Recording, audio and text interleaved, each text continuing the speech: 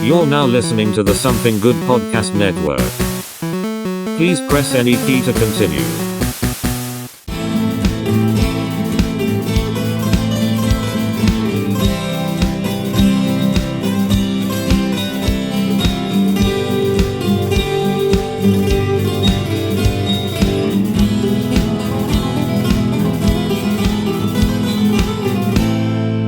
Hello everyone, welcome to a brand new episode of History We Forgot. This is Morrison with my co-host Cristy Phillips.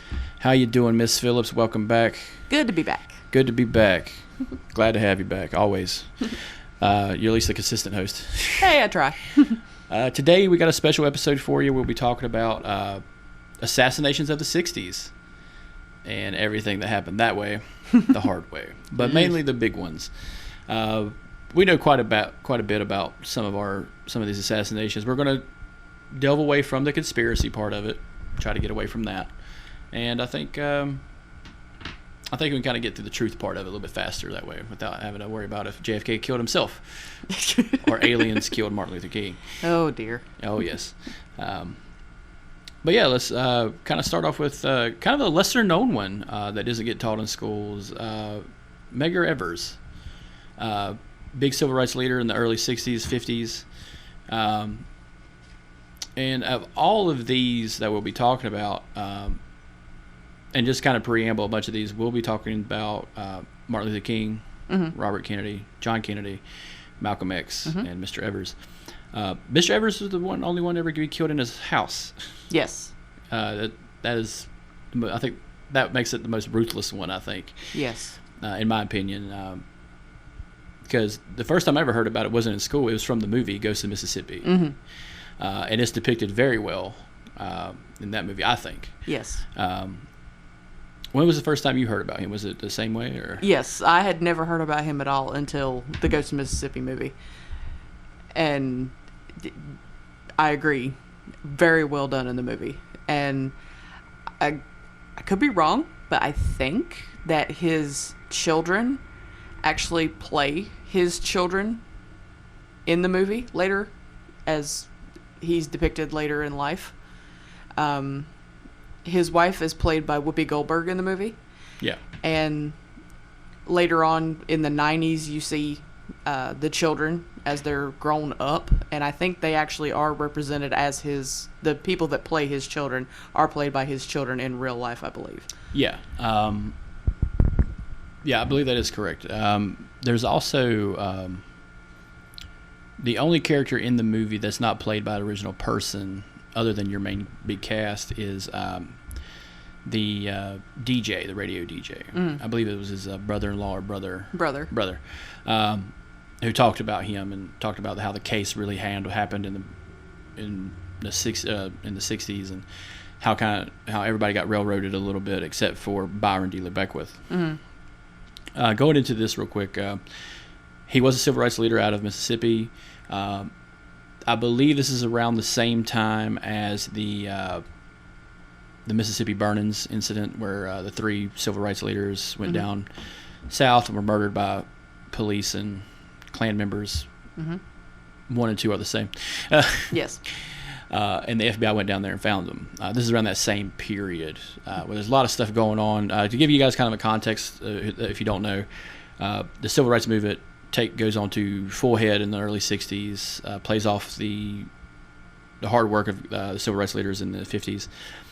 And this is all post-World War II, yes. All post-Korea. A lot of servicemen are coming back from fighting for the United States and only to come home to kind of a detrimental crisis in their own neighborhoods. Racism is, fair game in the Deep South, and we'll get into Malcolm X and his ideas about that in the North and the West. But yeah, so late night. Do we have dates? Yes, Medgar Evers was born on July 2nd, 1925, in Decatur, Mississippi. He was actually drafted in 1943 by the U.S. Army, and he served in France and Germany during World War II. He was also the first field secretary for the NAACP in Mississippi. His job at that time would have been voter registration, economic boycotts. He would have investigated crimes. One of the things that he was most noted for is he tried to bring about more investigations for the murder, lynching of Emmett Till. Yeah. Which got him a lot of notoriety, good and bad. Another one of the things that got him a lot of notoriety is he tried to get accepted to the University of Mississippi, and he was denied. And he also brought about a lawsuit for racial discrimination. And his attorney is a very popular person, very famous name, Thurgood Marshall. Yeah. So going into that little back part of being drafted into the military, this was actually a big part of Eisenhower's plan, was to integrate the military as soon as possible. He wasn't very successful at it. Yeah. But he did try. I do see him credited a lot as the first civil rights president. Yes. In the modern age. He did have a lot of stern things to say to fellow generals such as Patton, who had sympathies toward some ideologies that didn't quite match up with the U.S. man's military. Yeah, so in the Emmett Till, just recently, the woman that accused Emmett Till had recently passed away. Yes, she passed this year. And admitted that she lied, which that lie kind of set the spark to the match a little bit, to the whole fuse of this whole era of the 60s, this whole little microcosm that ripples all the way to now and still dealing with some issues today. I do see that kind of thing, though. Like, you want to look on the brighter side of that kind of thing. That did you see the movie Till? Did you see that? I watched a documentary very recently called Let the World See. Yeah. I could be wrong. I think it was like ABC had done it. And it was it was actually more focused on Mamie Till Mobley, his mother. But it did talked about Emmett Till's life prior, and then her crusade after to get the crime recognized and everything like that. But when we were in Washington, D.C. at the Holocaust Museum, several of us actually went to the African American History Museum, and they have a very large exhibit about Emmett Till. It's a very neat museum. Yeah, we couldn't actually get in there. The room was standing room only. You couldn't actually get another person in there. We wanted to go in, but you couldn't. Yeah.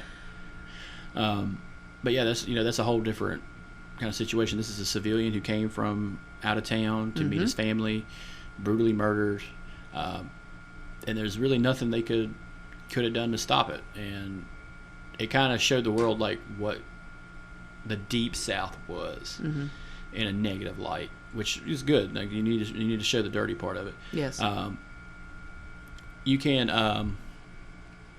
kind of see this kind of adding, just like, it seems like a wave after wave after wave type situation of it's getting worse. Let's go ahead and deal with this now. Yes. And it doesn't quite come to a head until about 1968, 1969, with the end of the 60s. And the death of the hippie generation, or the hippie movement. We're still dealing with hippies today. Just say like the worst fucking people. They are. But yeah, so he returns one night from a meeting, a late night meeting. His wife is inside; she's still awake. His kids are inside watching, I believe, the way this is depicted is watching a speech by John F. Kennedy. Yes. On the television. Meanwhile, a Mr. Byron D. Beckwith, a known Klansman and pillar of his community, is posted up in the woods across the way, waiting for him to come home after these meetings. And you can hear on the radio them talking about him and talking about the whole protest and everything. And he just sits and waits, and guns him down right there in his driveway. Shoots him in the back. Yeah, and it's it's just a wild kind of scene. If you guys get a chance, check out the movie. It's on HBO Max right now. It just got added, oddly enough, for this podcast to start. Yes. But it is one of our favorite movies. Yes. Because it's there's some really well done acting in that movie from Alec Baldwin, William H. Macy, just Whoopi Goldberg does a fantastic job. Yes. And James Woods is the most racist prick. Yes. I believe, I could be wrong, but I believe Whoopi Goldberg got an Oscar, I want to say. I'm not sure. She got some kind of an award. I know she got some kind of an award for her portrayal, but she did an amazing Virginia job. Madsen's in it as well. Oh, yeah. A lot of stellar cast got people in here. Yes. They do a fantastic job. And but yeah, so he's eventually arrested for the crime. Yes. And this is where the kind of junk part of it kind of sticks out. So a trial of sorts is held. Mm-hmm. And during the trial, they kind of go after his wife. If you watch carefully in the movie the way it's depicted, and some of the court transcripts, they go after her race. Yes, a lot. Heavily. But there's something they reference about her name, her maiden name. And to quote the defense attorney, he requests, "Is that a Mau Mau name?" Do you know the significance of that question? I do not. The Mau Mau is a set of former Native Americans that existed that were wiped out, who also owned slaves. This was also a racist, like, inner joke. That if you think about it today, if there was like some inner joke being played in a courtroom, you'd be like, that's kind of crass and disgusting. But this is a straight up racist joke. He asks her, and it throws her off her game a little bit. Yes. And the jury of his peers voted him not guilty. Mm-hmm. And Byron D. Black was set free. Later on, however, the case gets reopened for the last time. Miss Evers had been trying constantly, getting evidence, doing all this, and she kept getting pushed back. And I believe it's the late 80s, early 90s. It is actually 1997. Yeah. What a good time to be in the country. After 2 hung juries. Yeah. And Mr. DeLauder, yes, played by Alec Baldwin in the movie, kind of takes on this case, and everybody in the office he works for is like, this is a dead case. You ain't gonna win. You can't do nothing about it. It's dead in the water. But he sticks it out. Mm-hmm. And I don't want to upplay the attorneys in Mississippi of all people, but they do stick it out enough to re-prosecute Byron D. LeBeckwith, which it's kind of odd because it comes on the heels of what is double jeopardy. He has been charged with a crime. He was found innocent in the crime in a court of law. Mm-hmm. But they use a legal loophole based on the jury, that maybe there was jury tampering. Yes. That was the whole crux of it. So now the retrial is allowed. And oh my God, people out of the woodwork show up in this. Mm-hmm. And fun fact about 1997, this was the rise of the new Ku Klux Klan around the time. And also the American Nazi Party. A lot of different hate groups kind of stuck on this hard. And it kind of plays itself out in a very rough way, because we get an informant from back in the day who was part of the Klan. Yes. This unique individual. Mm-hmm. And I don't know have you ever looked up the investigations into the Klan from back in the day? Yes. It is hilarious. These guys are fucking children. Yes. Oh my God. Like going back, not even to the 60s, like even to like the 20s and 30s and 40s and 50s, like especially the 50s. The 50s has the biggest joke about the Klan, where a guy joins the Klan undercover and writes down their entire bullshit from memory. Mm-hmm. and realizes that their whole secret code is the same as a radio play for fucking Superman. Oh my god. And so he's able to decode all that bullshit through the fucking Superman radio show. Oh my god. It is fantastic. And they're like, I don't want to give them too much credence on this show, but they are fucking joke. Absolutely. They make up their own words. They're no different from a cult, which we'll probably cover them on a different cult podcast. But wonder which one that'll be. You'll find out next. But I do want to retract one statement. I said 97. He was actually convicted in 1994. I apologize. The reason I asked is because there was another man in North Carolina that was charged for a crime. The church bombings in Georgia. Yes. Bombing. Now this is the name. His name is Bobby Chambliss, also known as Bombing Bobby Chambliss. Yes. He blew up a church in Georgia, in Atlanta, I believe, and it killed 3 little girls. Yes. These were, along with Mr. Emmett Till, these were the children that were murdered in the civil rights movement. Yes. These are just straight up victims. And if you go down this rabbit hole of the 60s, 50s, and the late 40s, it's kind of countless number of victims. Yes. It's always been this way down there up until that point. It's collateral damage. And we'll get more into that with Martin Luther King and Malcolm X. A lot of collateral damage gets taken. But yeah, Mr. DeLauder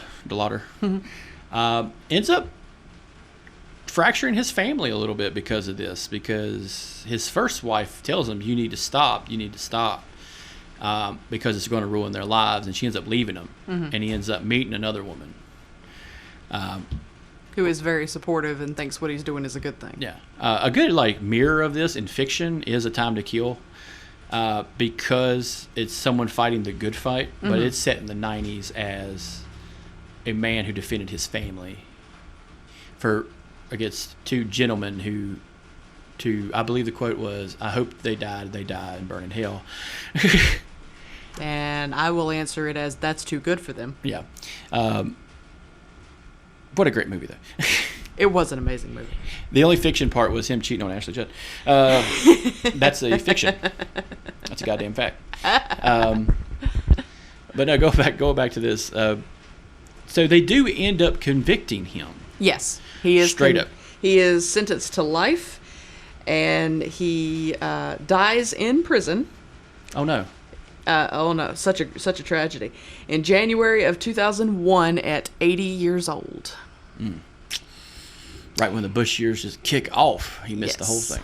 So he outlived Medgar Evers. When Medgar Evers was killed on June 12th, 1963, he was 39 years old. Yeah. And another kind of big thing that doesn't get talked about, we're talking about the environment America's going through right now. One of its allied leaders had also died around this time, President Diem of Vietnam. He was murdered through a coup, which kind of makes Vietnam get worse very quickly. Yes. And before Kennedy has a chance to really, deal with the situation and kind of address it like he should have, he is killed in Dallas. Yes. And we'll get to that one next. I like to do these in chronological order as much as possible. But yeah, so justice is actually just finally served in 94. Yes. And it's kind of horrific that this one is the one that gets swept under the rug a lot. Yes. Of the other 4 members we're going to talk about of the assassinated 60s, they are big. They are massive people in history. And rightfully they should be. But the reason I want to talk about this lesser one is because I think it's a great introduction. If I was to teach a class, this is who I want to introduce. This is one of those guys who killed in cold blood and the world just didn't blink. Yes. And it took the deaths of a president, a candidate for president, and 2 civil rights leaders on 2 opposite ends. Absolutely. Of how to approach the civil rights movement. And this one just gets swept under the rug. And it's kind of sad that, because this is the one I never heard in school. This is the one that never gets played up at all unless you watch TNT as a kid, because then you know about it. Now, there were two things that I found out about this that I did not know when I did my research for this that I learned.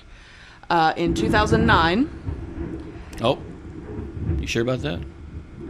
No, I'm just saying. God's like, check yourself, bitch. Okay, according to biography.com, in 2009, there was a naval vessel named after Medgar Evers. Okay.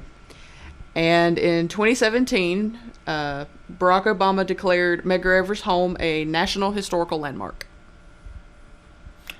Yeah, and it kind of... I'm not going to say it worked itself out because the man did die. Yes. Nothing really works itself out. No. But going into like the teaching part of this, when your semester's about to start up soon, you're about to go back to school and start teaching. How would you approach this? Would this be one of the things you include in if you were to make it to the 60s? I know it's very hard to make it through the decades. How would you approach this in a classroom of people who probably don't know who half these people are? If I were gonna put Medgar Evers in there, I would have him as a start, because if you want to talk about, I like to approach this as, the kids tell me all the time, they're like, we know about this stuff. We've heard this stuff. We're in high school now. We've heard about these people a lot. Well, then I would say, how many of you know who Medgar Evers is? Yeah. And even if they know, I'm going to tell them, well, hey, did you know that his assassination directly led to support for the legislation of the Civil Rights Act of 1964? Yeah. And then when they go, no, say, okay. Did you know that him starting out where he did helped to lead towards better investigations for Emmett Till and investigations towards the death of the Freedom Riders, like you were talking about, Goodman, Cheney, and Schwerner, and things like that? Medgar Evers was one of the sparks for the civil rights movement. He was one of the big leaders to start it off.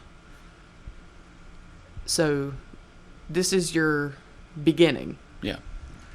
So this would be where I would start them at. Yeah. And like I said earlier, I would probably do the same thing if I had a classroom.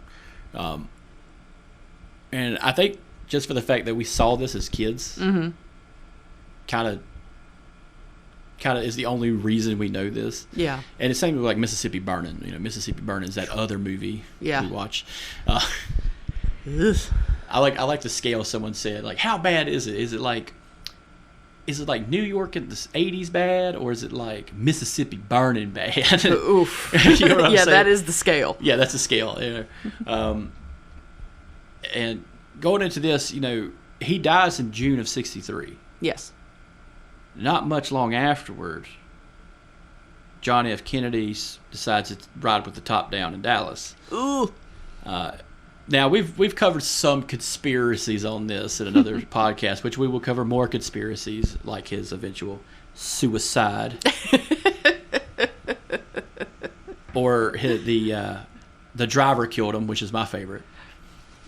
But no, well, let's go into this one. John F. Kennedy comes in on the scene, young blood coming in on the presidential race of 1960. Strong policy, strong, economic reform. That's all his ticket. That's all him. He comes from a dynasty of people, though. Yes. And he's a war hero. Yeah, we'll call him that. Okay, let me rephrase that. He was a guy that was in a war. Yeah, he's a veteran. He's a veteran. He's a veteran. Foreign war. So one of the things about the Kennedys is the curse of the Kennedys, yes, which will affect both characters in this story, John F. Kennedy and Robert Fitzgerald Kennedy. Yes, and their children, eventually. Mainly Robert Kennedy's kids, because he had, I believe it was 17? He liked to fuck. A lot. Yikes. And his wife was down with it too. So, but no, going into the Kennedys real quick. For people that don't know, they are a dynasty family. Yes. By their father, Joe Kennedy, and their mother, Rose Kennedy. Yes. They had a litany of children. Mm-hmm. I think, or a pack. Let's just call it a pack, because they're all a bunch of fucking wolves and killers, except for Rosemary. Oh. Rosemary got up the worst and outlived them all. Yes. Except for Ted. But that's another story. Yes, that is. Whole episode about lobotomies coming up. Oh, let's not. No. Refresh your mind. Open your brains, folks. Wide the fuck open. Oh. Just like John. Hey, I'm bringing some levity to this. All right, time has passed. It's okay to make fun of it. Do I have to throw something at you again? You could try. So anyway, during the time of Kennedy's administration, there's a lot of hardships that happened to him. Yes. One is the Bay of Pigs incident. Yes. The other is the nuclear standoff in the Atlantic with the Russian military, which is represented in a wonderful movie called 13 Days. Yeah. It's fantastic. Yes. The only movie that is bad is JFK. It's revisionist history made by a cokehead named Oliver Stone. Hey, now there's some good actors that do a good job in that movie. I've been asleep all my life. Hey, I still maintain that Joe Pesci did an amazing job in that movie. Oh, and the whole homosexual agenda is brazen with Tommy Lee Jones. Joe Pesci getting on screen with those eyebrows. I mean. Oh, yeah. It's that alopecia guy with the big giant eyebrows looking like a cartoon character. Yeah. But some of the things that are marked in JFK's presidency, his 1,000 days, that's it. Yeah. It's 1,000 days. That's all he got. Mm-hmm. It's kind of marred with a lot of bad shit with the opening salvo in Vietnam, like I said, the Bay of Pigs incident where, just a brief summary, Cuban exiles were trained to participate in a coup in Cuba without air support and failed and were murdered. Yes. And this kind of sparks the tensions in the Cold War that makes it worse. Yes. Throughout the decades till 1989, there were incidents that made it worse and worse and worse. But this is the one that about destroyed the world. With the 13 Days incident. Luckily, there was a Russian guy who, took his finger off the trigger and was like, I want to go home. Mm-hmm. And, the guys on the other side like, yeah, I agree. Das Vidanya. Don't let the screen door hit you on the way out. Yes. But with that said, I don't, do you think that he would have won in 1964 after all this? It's a very hard question. One, we're not from that decade. We're just looking at it as outsiders in. Honestly,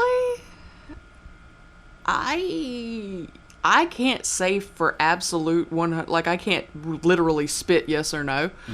But I would say that I think the likelihood is very good that he would have, because there was a lot of.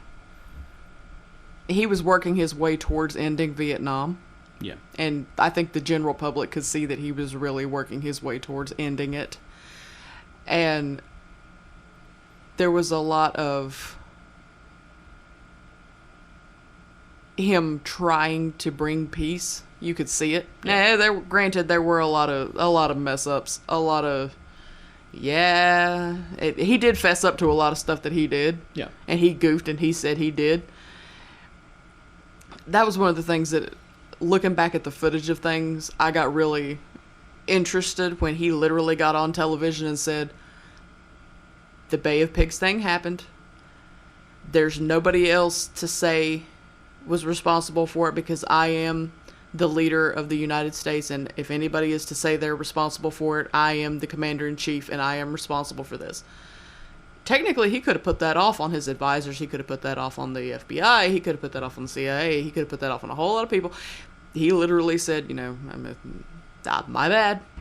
I take responsibility for it. It's my fault. It's my bad. How about some good chowder? Jackie! It didn't quite sound like that, but yeah, pretty much. Yeah. He did well. And yeah, to me, JFK was one of the presidents where he never tried to be anything other than human. Yeah. He didn't try to present himself to be this otherworldly kind of guy.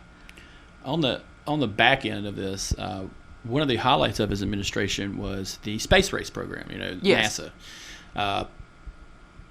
And I could do a whole conspiracy about NASA because you know what NASA stands for, right? Never a straight answer. I figured it was Nazi something or other. Oh, no, it's probably just Nazis, aerospace, Nazi. Yeah. America. We kidnapped Nazi scientists and did what with them? Yeah. Yeah. That'll be a fun episode because I have some very stern words to say about some Germans and Americans in that one. But yeah, so with JFK just going into it, he is shot in Dealey Plaza November 22nd of 1963 by a Mr. Lee Harvey Oswald. To quote the facts, Lee Harvey Oswald shot at a moving target at 250 feet. 3 shots, got off 3 perfect rounds, and a kill shot. Lee Harvey Oswald then exited the smoke depository building, shot a cop, went to a theater, got his ass kicked by a bunch of cops in the theater, and was arrested on site. The end. Thank you for my work. This is my Warren report, Miss Phillips. I hope you enjoy. I'm going to go sit and contemplate whether or not the government's lying to me about aliens right now. I know it's a whole lot smaller. I know that Warren report's a whole lot smaller than the actual Warren report that came out. Yeah. So going into that just real quick. The Warren report was super rushed. Yes. Because LBJ was actually acting. Here's what I believe. He was acting in a superfluous manner to get this shit over with because Vietnam is ramping the fuck up. Yes. He needs focus. He can't have this conspiracy bullshit talk going around. So I believe that what he was doing was just trying to eliminate faithlessness in the government. We need a period at the end of a sentence and we need it yesterday. Yeah. Now excuse me while I go piss on this guy. Yeah, pretty much. Yeah. The LBJ legacy. And you talk about the Civil Rights Act of 1964. Yes. There were expansions added on in 65, 66 during the Johnson administration. Yes. Before he decided to bow out in 68, which is probably the worst fucking year of the 60s, 1968. But yeah, so barring all conspiracies for this show, yes, the facts are Lee Harvey Oswald shot Kennedy for some dumbass reason. The end. Yeah. Now, me and Cristy will be happy to do a whole new episode on JFK and the conspiracy about how Marilyn Monroe didn't die and probably shot him. I mean, I'm not going to say Marilyn shot him, but I mean... If you go into the conspiracy part of this, it is a goddamn sniper's delight in Dallas. There are... Oh, God. 12 undeniable unknown shooters. Everyone was taking a shot at him. But I think some of the factual stuff that is kind of heartbreaking in this is when they arrive in Love Field, and he's on a tour. Like, he's on a campaign tour in 1963, yes, pretty much. He stops at several places. Yeah, and the Secret Service are running ragged. They're just trying to keep up. But a big thing was he's getting more involved with his wife's now. Like, this was a big part of their relationship that she even talks about in some of her books. Is like, hey, they started really to reconnect on this tour. And he kind of laid it out to her like, hey, this is what we could be. This is what our legacy could be. Yeah. Granted, he is a horn dog who had a sex addiction, yeah. Whatever that means. Who doesn't like to get off? History podcast, focus. Focus. 3 shots at 10 seconds. What the fuck? Like, it's perfect. Through a tree. Well, that's later on. Oh, I'm sorry. That's later on. That's when the government kills somebody. That's coming up. Pardon me. Sorry. Yeah, pardon the interruption on that. Sorry. But no, so like, it is just wrapped in conspiracy and enigmas and all this. But one of the sad things is there's a big crowd waiting at Love Field outside Dallas. And Governor Connolly and his wife meet him there. And he's seeing all these people. They're cheering for him, and this is Texas. Yeah. Very anti-liberal state all around. The whole reason LBJ's on the ticket is because he's a Texan. Yep. And they need to pull that votes. And LBJ's the one to do it. But Connolly says to John Kennedy, he's like, Mr. Kennedy, while they're in the car, watching these people cheer, because they leave Love Field, go to a convention center, he gives a speech, and they leave and go through Dealey Plaza. Before they get to Dealey Plaza, Connolly turns around in his chair in the car and says, you see this, Mr. Kennedy, President Kennedy? You can't say Dallas doesn't love you. That is a fact that happened. And then moments later, as soon as they go through Dealey Plaza, also known as Sniper's Paradise, people say 3 shots rang out. Rumors are there were echoes. Some say there were more than 3. It could have been the Secret Service. It could have been the driver. Could have been Cuban exiles. Could have been the FBI, the CIA, the the mafia. Homosexuals. Just saying. Oliver Stone said it was homosexuals. A cabal of homosexuals. Which, if you're thinking about like a group of homosexuals, I think that's the nicest way to say that. Oh my God. But yeah, so that's the end of that. But like going into, Byron D. Beckwith from Edgar Everett is a vehement racist. Yes. Klansman, just overall asshole. Yes. Oswald is more of a conundrum. Oswald is this patsy. Basically, that's what he said right before he gets gunned down. Yeah, he basically says, they set me up. Yeah, this is all set up. I've not been charged with anything. Yeah. And I don't even have a lawyer. Nobody will represent me. Nobody will come down here and help me. If you listen to the audio, there is one journalist in the group saying, "You were charged with killing the president, dumbass." Like there's a guy, like literally a journalist, like, "You were charged with killing the president." Yeah.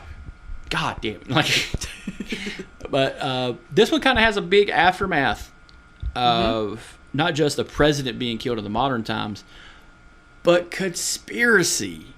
Well, it probably wouldn't be. I mean, granted, it's got to be. Well, it don't gotta be, but it is. It's this level because it's a president that gets assassinated, pretty much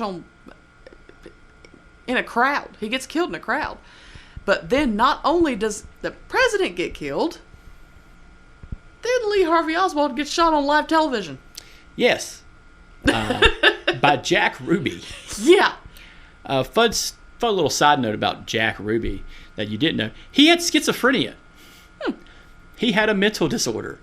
And it ruined his goddamn life. Not just because he killed not because he killed Lee Harvey Oswald, the only piece of evidence we had when it came to an assassin. But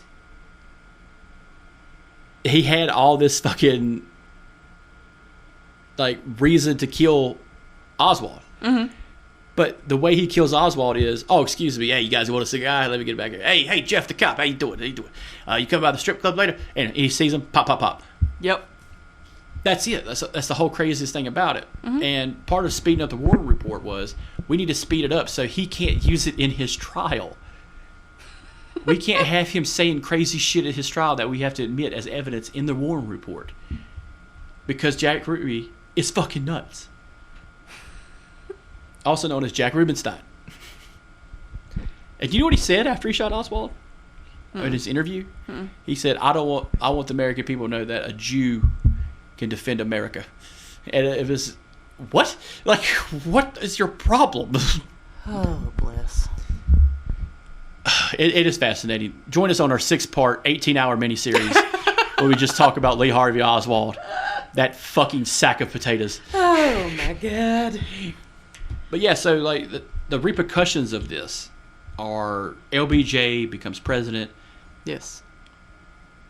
Troop movements in Vietnam, expansion, 500,000 extra troops are sent to Vietnam. Yeah. A fucking meat grinder of a war. Yes. No winner, no loser. We lost, in a way. Yeah. We lost at home. Really bad. Yes. And then after that, Nixon becomes president and continues on with, John Kennedy's legacy, with the space race, with landing on the motherfucking moon. Because that's how you do it in America. You overly respond to shit that way. I remember growing up here, looking at history like, oh, so these guys blew up a ship. Yeah, so what did we do? We burnt their country in half and lit everyone on fire. Oh, okay. A measured response. What did I say about when we dropped the atomic bomb? It's like swatting a fly with a fly swatter, except the fly swatter's a 90-pound sledgehammer. We got that fly, didn't we? And his little friends, too. Yeah, and the house, and the neighborhood. We can rebuild. Yeah, but dang. But dang. But yeah, so like just that's the quick little part of it. But it is one of the biggest, if not the biggest, hardcore murder event in all of history. Yes. Up until the end of the '60s, where it's just one after the fucking other. Yeah. And going into the next one, with he dies in 1963. Mm-hmm. There is a little reprieve with the Vietnam War, Mm-hmm. just straggling on, and things are getting worse before they're getting better in Mm-hmm. Vietnam. Yes. With the troop surge and everything, like I said. And then we have, within 1968, I believe Malcolm X. No. It's Martin Luther King and Robert Kennedy that are 68. But in 1965, Malcolm X Yes. is murdered by the government. Speaking of conspiracy theories. So yeah, you're a big fan of the Malcolm X documentary. Yes. I have watched the Malcolm X documentary on Netflix more than one human being should, probably. Tell me a story about Mr. Malcolm X. Well, Malcolm Little was born on May 19th, 1925 in the big city of Omaha, Nebraska. Go Cornhuskers. Yay! His father was Earl Little, and his mother was Louise. They had 7 children. As one does. Yes.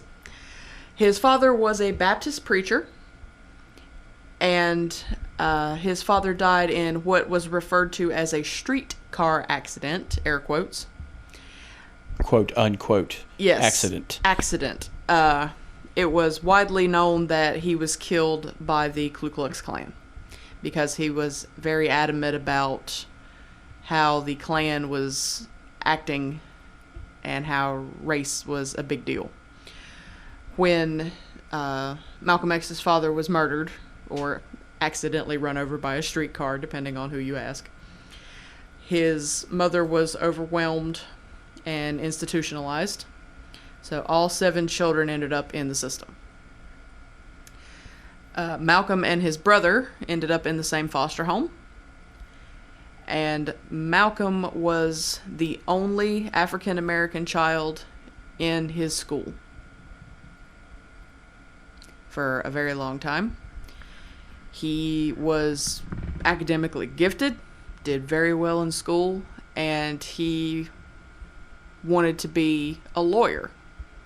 He had a gift for talking, he had a gift for speaking out and helping others, and this particular part hits very close to home with me because he went to one of his teachers and spoke to his teacher and said, I really want to be a lawyer. I think I would be a great lawyer. And his teacher said, Malcolm, no one is going to hire you to be a lawyer, but I think you're really good with your hands, so you should be a carpenter because that's a great job for an N-word. So Malcolm... Sign of the times, folks. Yes. Malcolm realized then that didn't matter what he did, racism was going to follow him wherever he went. Yeah. So he turned to a life of petty crime. He moved. He was still living around the Midwest at the time. He turned to selling drugs. He steered women for pimps, breaking and entering, things like that. And he ended up getting arrested just before his 21st birthday, and he was in prison serving 8 to 10 years. This is where he encounters the Nation of Islam and the teachings of who at that time was considered to be the Honorable Elijah Muhammad. While he's there, he studies Islam and reads the Quran, and he said later what attracted him to that was the idea that Islam there's no color in that religion, that a man is seen as a human being regardless of the color of their skin. He was released in 1952, and he immediately makes his way to Detroit, where he lives with individuals from the Nation of Islam, and he changes his name to Malcolm X. The idea is that he cannot verify where his last name comes from. He joins up with the Honorable Elijah Muhammad in New York and helps to build a temple following. He helps to build 2 temples, one in Harlem and one in LA. He builds the Harlem temple from the ground up. By the end of 1959, there are 49 temples with tens of thousands of followers, thanks to Malcolm X. He gets married in 58 to Betty Shabazz. They have 6 children in total. Prior to Malcolm X's death, they had 4, which is going to make this story even worse. He becomes good friends with Cassius Clay. Yeah, I know a little bit about this part of it. Oh, go for it. Muhammad Ali, Yes. but also known as Muhammad X before that, Yes. is probably the most railroaded athlete in the United States. Yes. Next to a handful of Olympic athletes from Canada. Mm-hmm. But it is a true underdog story for Muhammad Ali. Yes. He goes from almost nothing to becoming the heavyweight champion of the world. Yes. To the point where he is lambasted for not joining the draft. Mm-hmm. Fun fact about Mr. Muhammad Ali, he tried joining the fucking military, and he was 4F when he tried. Mm-hmm. But because he's heavyweight champion of the world, he's now eligible for the draft, which is a crock of shit. Mm-hmm. Another fun thing about this is Muhammad Ali's lawyer is also good friends with Malcolm X at this time. Yes. But he's also good friends with Martin Luther King, which comes to a head in 1968. But yeah, Muhammad Ali, big proponent of Malcolm X until the last year of his life. Yes. They do have a falling out. There is a part after, I believe, Muhammad Ali had just won the bout against George Foreman, the Rumble in the Jungle. And around that time, Muhammad Ali visits Mecca. And Malcolm X is there. And he tries to speak to Muhammad, but because of Elijah Muhammad, he's told not to talk to Malcolm. Yes. And so the last thing Muhammad Ali did to his friend was shun him because of Mr. Elijah Muhammad. Yes. It is, movie-wise, Will Smith as Muhammad Ali in the movie Ali is a perfect microcosm of how that's depicted. And it's fantastic. Yeah. The only one close to that is Denzel Washington's Malcolm X. Oh, yeah. He did an amazing job. Yeah. He didn't get an Oscar for it. He should have. Yeah, a lot of people should have. Al Pacino should have got one for Godfather, but he didn't. They gave it to a guy with a dog. And then they gave him one for Godfather 2. And Denzel had to wait till training day. We're not going to talk about my arguments for who should have got awards when. You can give out multiple awards. Give everybody a trophy. Who gives a shit? Hey, my opinion. Everybody should have got one. But yeah, let's get to the part where the government kills him. Well, first, we got to talk about how much him and Martin Luther King like each other. For about 2 goddamn seconds. That's about right. Malcolm X was very against Martin Luther King's theory of Gandhi's response to protesting. Well, it's very turn the other cheek. Yes. Kill him with kindness. Yes. That was Martin Luther King's approach. And Malcolm X's theory was kill him with a gun. well, it was very. it comes off the heels of what was happening in L.A. at the time. Yes. Where cops were sneaking into people's houses and murdering them. Yes. But Malcolm spent a lot of time building up the mosque in L.A. Yeah. And he saw firsthand what was going on out there. And around this time, the Black Panther Party is in L.A. hard. Yes. To the point where Ronald Reagan has to enact gun laws, folks. You hear this from me. Ronald Reagan is responsible for California gun laws. Way to go, Reagan. Way to go. Conservative motherfucker. Have a jelly bean on me, motherfucker. No, so like one of the most harshest gun laws ever are encroached in LA and of California because the Black Panthers decided to carry guns. Yeah. Open carry guns because cops were murdering people. Mm-hmm. Willy fucking nilly. Yeah. And this kind of spurs on into what was called like the secret home invasions. Yes. Another story of this is in Detroit during the Detroit riots. Yes. If you get a chance, and it doesn't make you that uncomfortable, watch the movie Detroit, Ooh, which is a true story of how cops did how they use those kind of tactics. Mm-hmm. Go into a house, hold them there without jurisprudence, and wait for them to make a move so you have justifiable reason to kill them. Yes. I'm more of a Malcolm X approach. I will say that you do not turn the other cheek. I believe if he puts his fucking hands on you, you kill him.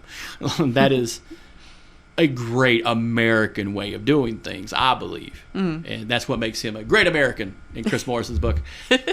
I'm not saying anything lesser about Martin Luther King, but, you got to break a few eggs to make this creme fraiche. Well, one of the things that they said in the documentary, which I really like, because it was said by Malcolm X's brother, which I really thought was a good way to explain it, was he said that Malcolm's theory was, we've been being passive for 400 years. Yeah. A new tactic is needed because we've been using the same one all this time and we haven't made a dent yet. Yeah. And I will say it did kind of work to a point. Yeah, to a point. There is a lot of sugarcoating about Martin Luther King throughout history. Mm-hmm. That, oh no, he was this, he was that. It's like, no, he could get militant too. We see a lot of the peaceful side of Martin Luther King because he's a martyr. Yes. But at the end of the day, he saw the writing on the wall. Mm-hmm. That, hey, we need to be aggressive. Yes. And that's the only way you're going to get anything in this Yes. world, is to take it. Yep. Like the Kennedys.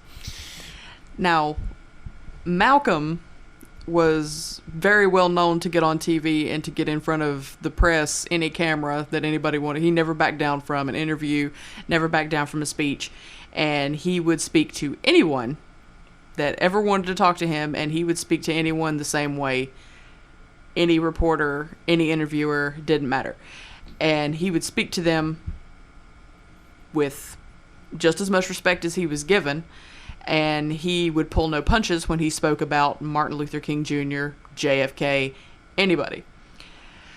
In fact, one of the things that gets him in the most trouble with Elijah Muhammad, which ends up being the reason he has to split from the Nation of Islam, is when John F. Kennedy is assassinated.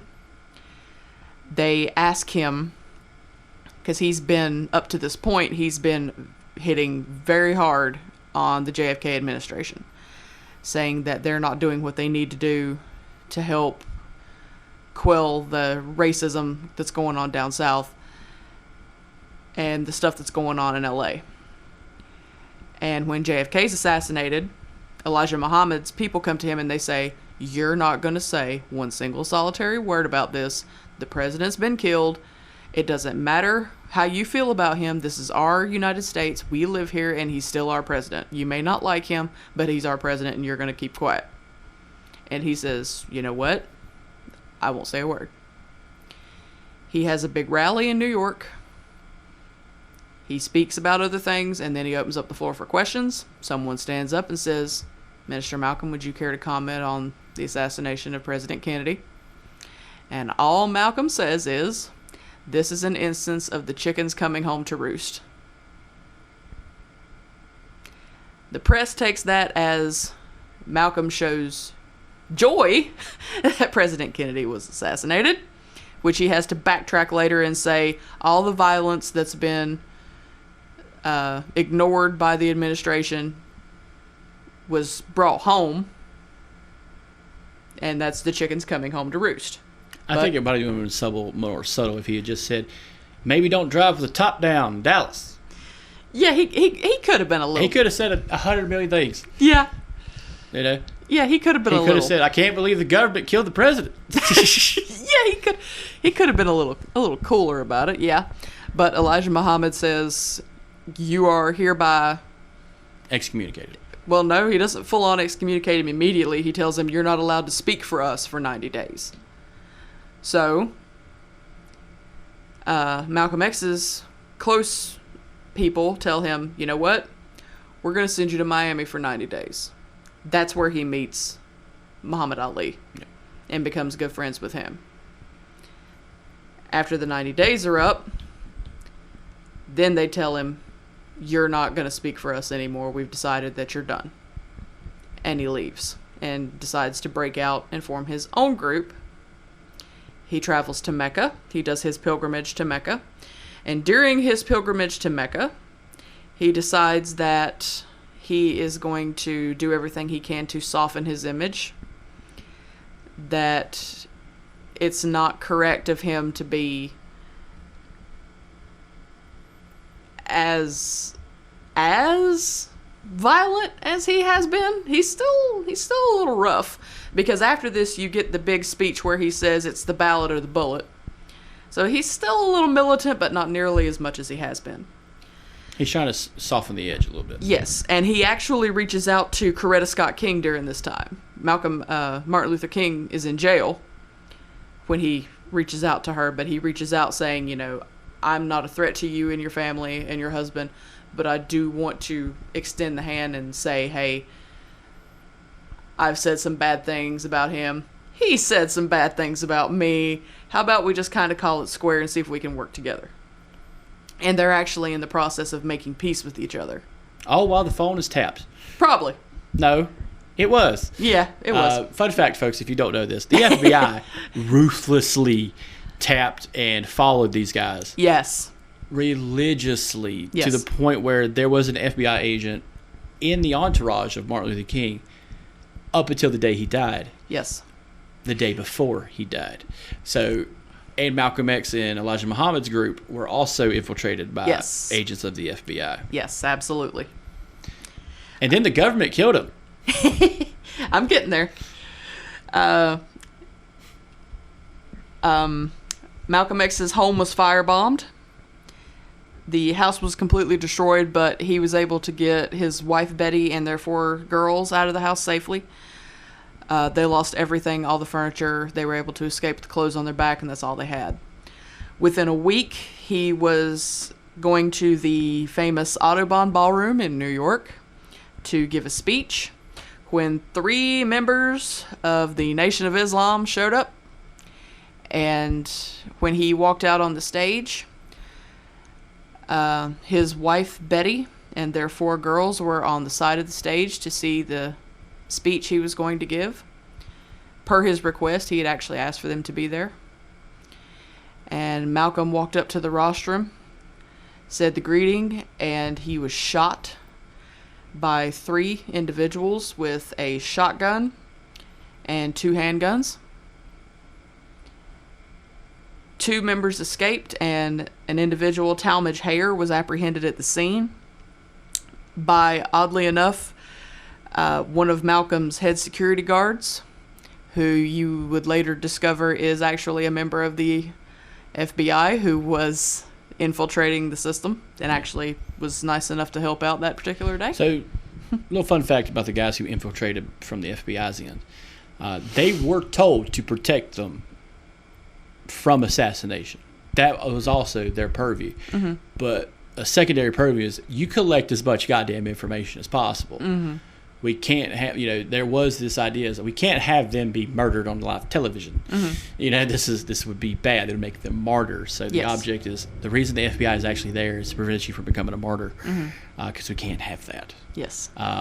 Another version of this is from eyewitness testimony. A fight had broke out into the crowd. Yes, it was a staged incident. Yeah, it was a staged incident, and he removes himself from the dais, walks around, and tells them, "Hey, Break it up. break it up, please, just break it up," and then he's murdered Yes. by the government. Yes. But that's just conjecture. That's all it is. But 3 years later, Now, here's the real kicker. I didn't know this. Betty Shabazz was pregnant with twins at the time yeah, that this happened. She gave birth to their twin girls 7 days after he dies. nothing but girls, huh? 6 girls. Jesus. Another one that I knew, but I wasn't quite sure. Elijah Muhammad died later. When Louis Farrakhan took over the Nation of Islam, Yeah. Malcolm X's second oldest daughter, I believe, is currently serving life in jail for trying to have him assassinated. Yep. She was charged with conspiracy to commit murder. Yes. Yeah, Louis Farrakhan is a unique individual. Yeah, for lack of a better phrase. When we do the episode of the conspiracy that white people aren't from Earth, we're going to hear a lot from Louis Farrakhan because he's the one about that. But he could be right. White people probably aren't from Earth. I don't know. I'm not a fucking geologist. But going into the next one is Martin Luther King. This one plays out like a movie. Yes. So, in fact, there are several movies. with this one, though, what's really bad is, all right, so it's 1968. The war in Vietnam is at its peak. Mm-hmm. Everything's just going to shit. The hippies are just acting a fool. They got good Reagan's. music, though. Huh? They got good music, though. Yes, some of it. I'm just like, I'm not an Iron Butterfly fan, but goddamn hippies are hippies. But what we're also doing is the American public's look at the Vietnam War Yes. as a whole. A lot of stuff is going south on all fronts. The hippie generation is dealing with Woodstock around this time. Next year is Altamont, which is considered the death of the hippie generation. The murder in the Hollywood Hills of Sharon Tate, and Abigail Folger, and all them by Charles Manson, his little band of hippies. Fun fact, folks, Leslie Van Houten will be released around the time this episode comes out from prison.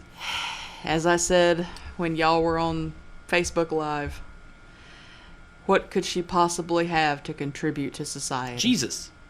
She has Jesus. Oh, she found him while she was in jail? I hope she don't lose him. Because she's going to be a real bitch on wheels when she's turned loose. Just saying. But hey, what do I know? I'm not a geologist. Yeah, you're not a geologist. You're just the guy that talks on several podcasts. Yeah, with my friends. Till the end. But no, so going into the story of, Martin Luther King, go ahead and give some baseball card information around. Born January 15th, 1929 in Atlanta, GA. Assassinated April 4th, 1968 in Memphis at the Lorraine Motel. Wife Coretta Scott King, 4 children.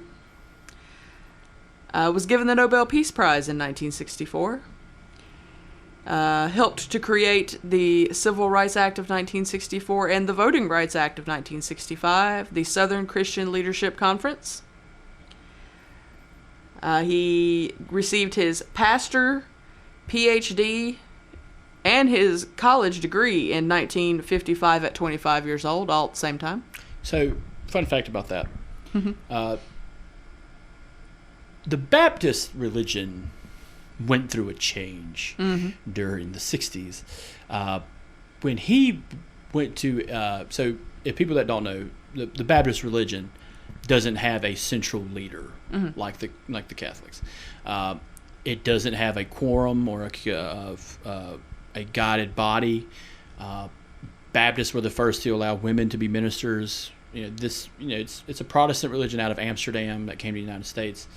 But it also created a school for would-be preachers. And it's in the South. Mm-hmm. And it's the only integrated school. And Martin Luther King was one of the first people to graduate as an integrated member of this school. So that comes into play a lot with the Baptist Leadership Conference, because now it's known as the Southern Baptist Leadership Conference, which is a hardcore conservative lobby now. Doesn't really play into the factors of what it used to be, because things change over time. But with that being said, like it is a kind of a miracle that is something that was integrated at the time that he went. And Malcolm, going back to Malcolm X, Medgar Evers, Martin Luther King, they're born in the 20s. Yes. They lived through a wild ass fucking time. Yes. In their teens, in like the early teens and 20s. Yes. This is the time of the American gangster. Mm-hmm. This is the time of Pretty Boy Floyd, Bonnie and Clyde, Ma Barker and the Barker Allen Karpis gang. These are just a whole fucking series I would love to do about these people. Mm-hmm. But what a time to be alive, because this was the time of fuck the man and the banks. Yes. So collectively. I can understand why these guys who grew up in that time period seeing that shit face to face, especially someone like Malcolm X from Omaha, Nebraska. Mm-hmm. I can see him seeing these guys buck the system, buck the law, and say fuck the cops. Yeah, I could see how that changed his mindset very quickly. Yes. And they all reached a different path, obviously, but it is kind of that thing where we talk about again is like put yourself in that time. When we think about these guys, we only think about the 60s. We don't think about what they lived through. They lived through World War II, the gangster era, the Depression. These are very bad times. Yes. And bad times create strong people. Mm-hmm. And you need these strong people to create soft times. Mm-hmm. So we can have soft people, like the hippies. But yeah, so going into this real quick, his entourage included Jesse Jackson, a handful of others. The lawyer of Martin Luther King, or Muhammad Ali, was there at the Lorraine Hotel at the time. Some factual things going into this. James Earl Ray had stood in a apartment bathroom, aimed his rifle at Martin Luther King while he was standing on a balcony, and shot him through the neck, basically killing him before he hit the ground. Mm-hmm. They even said if a surgeon was there on the spot, he still couldn't have saved him. Yeah. This is a fallacy. This is not true. We know this because Congress investigated this through a committee on assassinations. Mm-hmm. Coretta Scott King plays a big part of this because she sued the United States government for the death of her husband and won, and proved James Earl Ray did not kill her husband. She went to bat for the guy accused of murdering her husband. I want you guys to step back and think about that for a second. How batshit crazy that is. If I just told you, hey, that guy who got killed, his wife went after the killer and got him off. But it's because of a lot of extenuating circumstances going into it, which is better brought into its own episode. Like I will say this, I like to keep this just the facts as it is, but the government did say mistakes were made, blah, blah, blah, and he died. But going back to the FBI harangued him for a very long time. There's actually a printed out note from J. Edgar Hoover who told him basically to kill yourself because they found evidence of him having an affair. This is a fact. That little, that cyberbullying we hear all the time. Yeah. Little Timmy got told to kill himself by these bullies. J. Edgar Hoover was doing this shit. Like, this isn't new. Yeah. Like, he told this preacher to go kill himself, or we're going to release the information that you've been fucking around on your wife. And it just seems like that makes it dirtier, like just makes it worse. And the day before Martin Luther King is killed, the FBI agent that's in his entourage is forced away. His family is threatened. At least that's what the FBI tells him. And he gets back, and by the time he gets back, Martin Luther King is already dead, and his family was okay. No threat was ever made. So somebody on the inside figured out how to target the FBI agent, kind of like we said with Malcolm X, in charge of keeping him alive and not becoming a martyr, and dealing information. Because the best thing about being a guard on the inside is you can keep him alive to get as much information as you need. Yes. And this is probably the biggest straight up lie of who killed Martin Luther King, because we still don't know to this day. There's speculation, but that's it. Well, the same thing happened with Malcolm X, because when Talmadge Hayer got arrested, he confessed straight up, and he said, yeah, I shot him. I planned it, and I was going to do it, and I absolutely for sure did. And then he said that he sat down with a bunch of other people and made a plan, but he refused to say who. And they arrested 2 other people, saying these 2 people that were at the same mosque with Malcolm, the Harlem Mosque, were known people who were against Malcolm. Must have been them. One of them had a broken foot. He was at home with his foot up. Couldn't have done it. Couldn't have run off to run away from the cops. And they interviewed him in jail. They interviewed the other one in jail, and they said, what would it have taken for you to get into the Autobahn ballroom that day? And he said, I would have had to have at least 2 machine guns, because they would have noticed him. And those 2 men got sent to jail for like 25 years, I think. One of them died in jail, and the other one got released. He served his time and got released. But they never did it, and Talmadge Hayer got up at trial and said these 2 men are innocent. They convicted him anyway, because they did the thing where the evidence pointed to Talmadge Hayer, so they used it against everybody. So since the evidence pointed to Talmadge Hayer, it worked for all of them. It's actually kind of similar to how the Chicago 7 get charged. You ever heard of them? Sounds familiar. They accidentally started the riot in the 1968 Democratic Convention. Yeah. Accidentally started a riot. Yeah, so they saw one of the more peaceful ones of the group, saw a cop about to crack a kid's skull open and yelled, "Riot!" There's a great movie about this on Netflix. It's fantastic. It'll make you hate the court system and the tactics of the United States government with police. But, we'll get to that later on our 12-part miniseries. But yeah, so Martin Luther King, is killed by the government. Yeah. Or killed by a cabal of people who are involved with the government.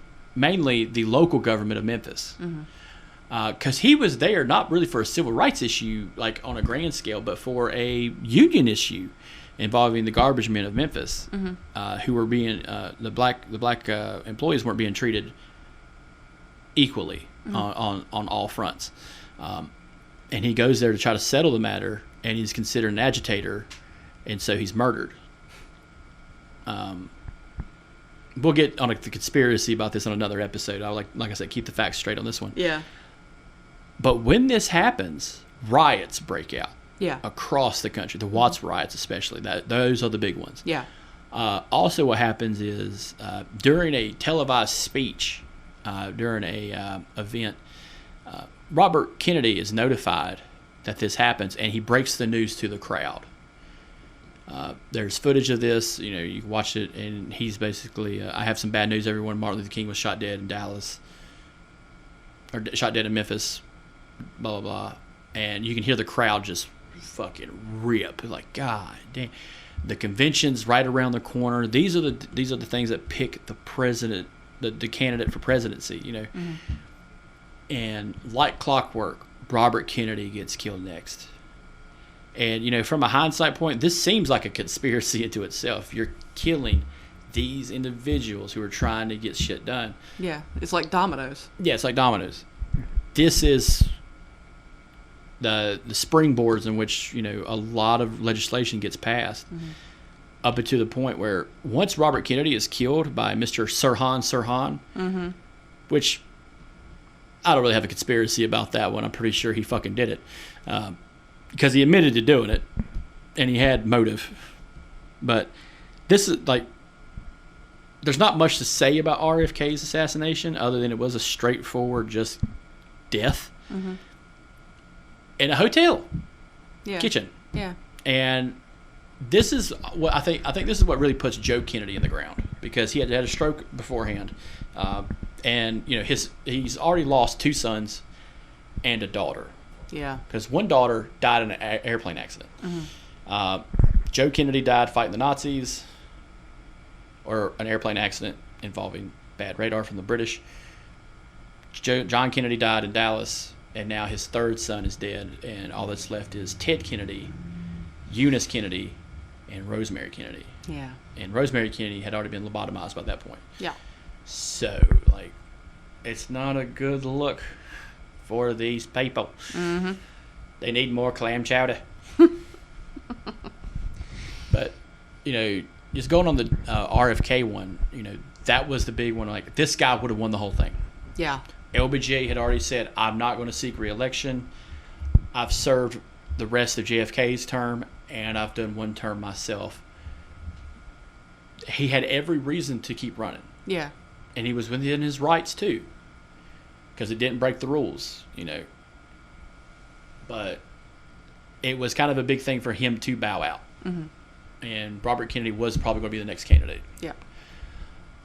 And everything just went to shit. Yeah. The Democrats end up losing 1968. Richard Milhouse Nixon ends up taking it, becoming the most liberal president of our time by signing Title IX and creating the EPA. That's right, folks. He did some liberal pussy shit. Hey. It's true. It's true. If he was alive today, you'd call him a Democrat. It's a fact. But hey, what do I know? I'm not a geologist. So, like, going back, like, in hindsight, let's say it's spring semester, you've made it through history, you're getting there, you get to the tail end, you make it to 1960 to 1971. How are you going to explain to these kids that it's not a conspiracy? My whole thing would be,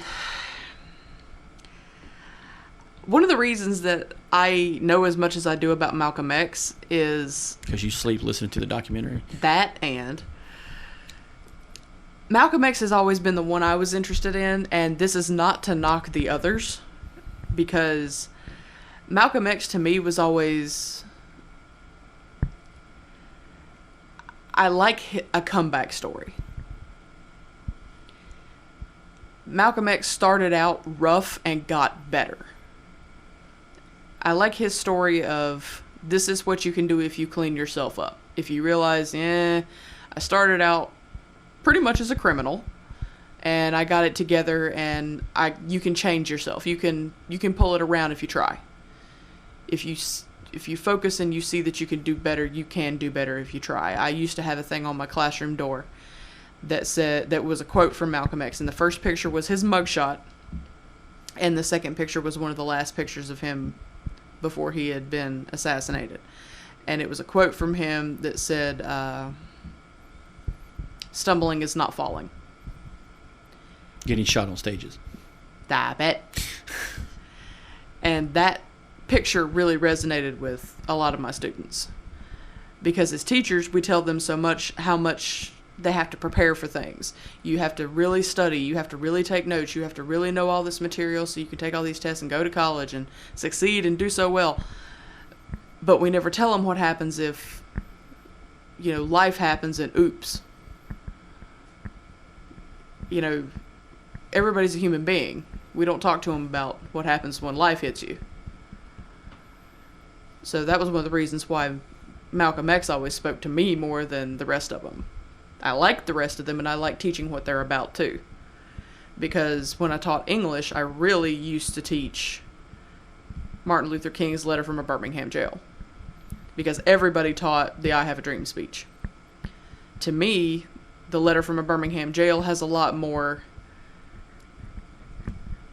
He's got a lot more anger, but he's very calm in the way he delivers it. Yeah. And he also has to figure out how to say, I want to beat your head in, without saying, I want to beat your head in. Yeah. And I used to have my kids sit down and write the letter from a Birmingham jail as if Malcolm X had wrote it. And that is hilarious to read if you ever want to just get a giggle in. They are two different solutions to a problem. Yes. That's the best way I think I would say it to kids. Yeah, definitely. You could turn the other cheek like a good Christian, or you could be like those other Christians who burnt those motherfuckers out their houses. Yeah. Hey, whatever floats your boat, you're doing it for Jesus.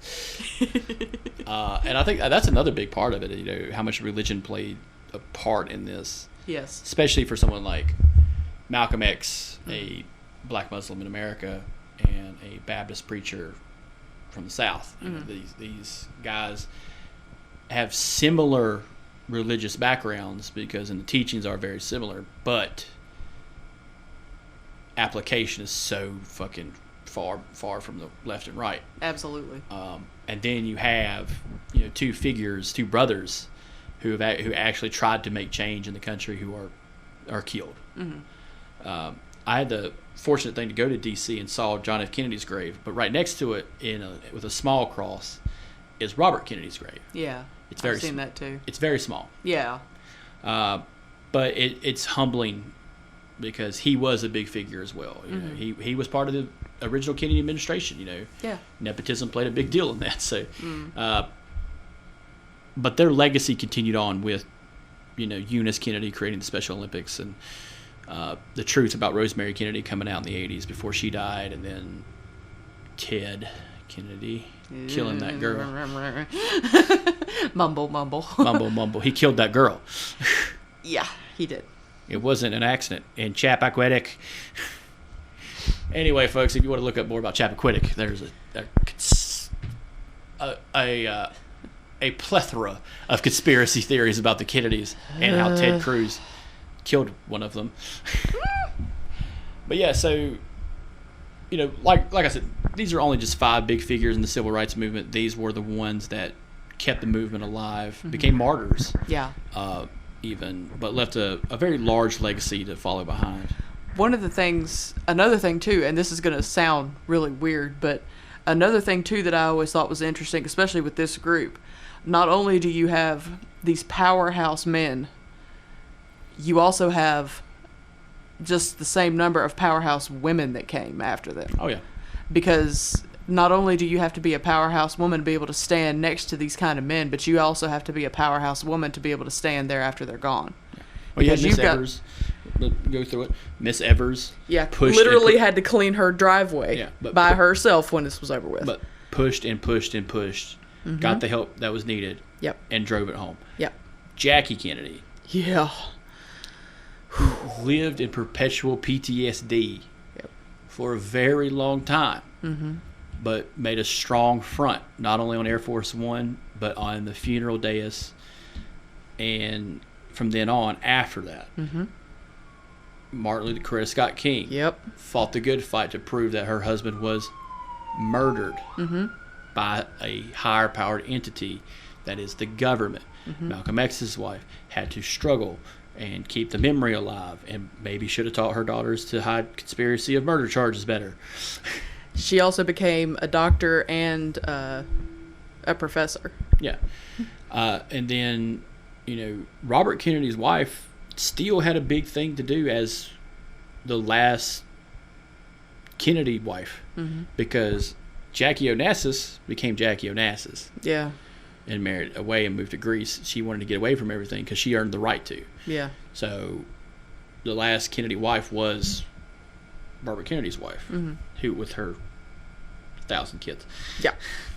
Her baseball team of kids. Yeah, literally. But yeah, I think that's a good way to end off. You know, these are always fun episodes to do.